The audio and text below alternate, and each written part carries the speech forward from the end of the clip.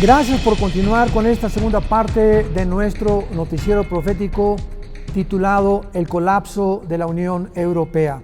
Muy bien, mencionamos rápidamente en el anterior noticiero que Europa se encuentra en un estado económico de crisis, pero de una crisis que jamás en su historia, desde el sueño que tuvieron en 1957 de formar una Unión Europea con un solo gobierno, una sola moneda y un solo ejército, se ha desvanecido completamente como una nube que apareció y desapareció en un amanecer.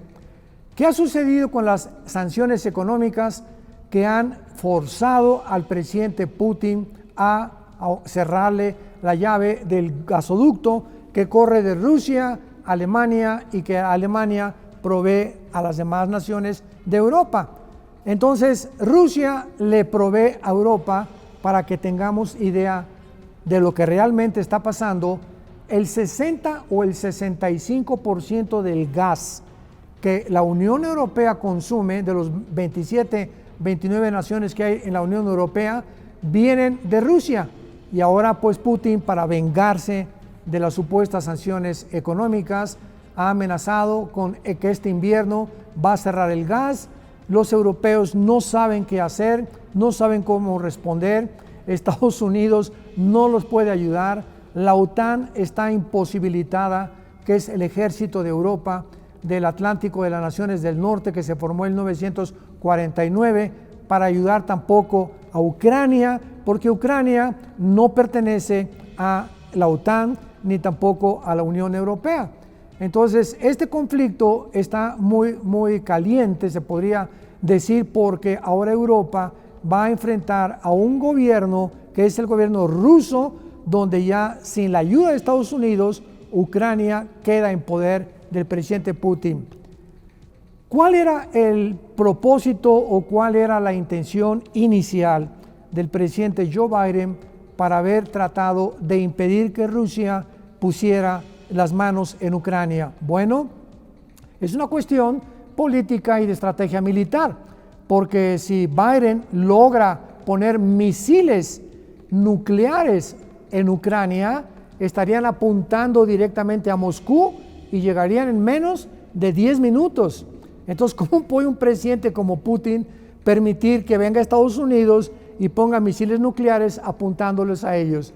Es como si aquí en México, por ejemplo, viniera un ejército apuntando, pidiéndole permiso al presidente de México que si puede poner misiles apuntando a Estados Unidos.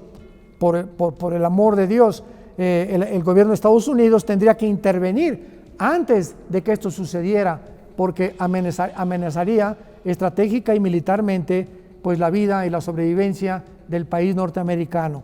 Bueno, pues es exactamente lo mismo que pasó con Rusia y con Ucrania. Putin no iba a permitir esto de ninguna manera, pero ¿cuál es lo trascendente de esto o en qué va a acabar? La Biblia profetizó que se va a formar en Europa un gobierno que va a ser el del último dictador mundial llamado el Anticristo. Se van a formar 5 naciones de Europa y 5 naciones del Medio Oriente, y van a formar un G10. Esto se encuentra en el libro de Daniel capítulo 2, capítulo 7, capítulo 8, capítulo 11 y capítulo 12 del libro de Daniel.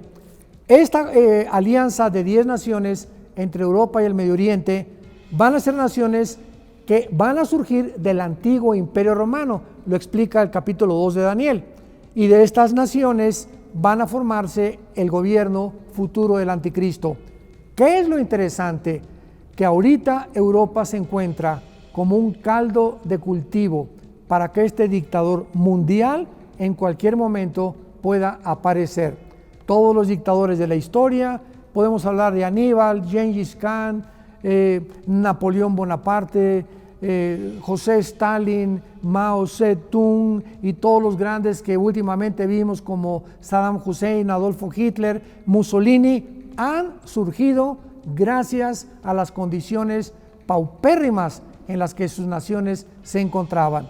La Unión Europea, repito, nunca en la historia se ha encontrado en estas condiciones de inestabilidad, de ansiedad, de crisis, de estrés, principalmente de las dueños de las casas, de los hogareños y de los jefes de familia, y también de la misma OTAN y de Estados Unidos, porque Estados Unidos también está comenzando a darse cuenta que si Arabia Saudita no va a seguir produciendo más petróleo, como lo anunció el jeque a su visita a Biden, no van a tener Estados Unidos la oportunidad de sobrevivir tampoco a un invierno en los próximos meses o en los próximos años.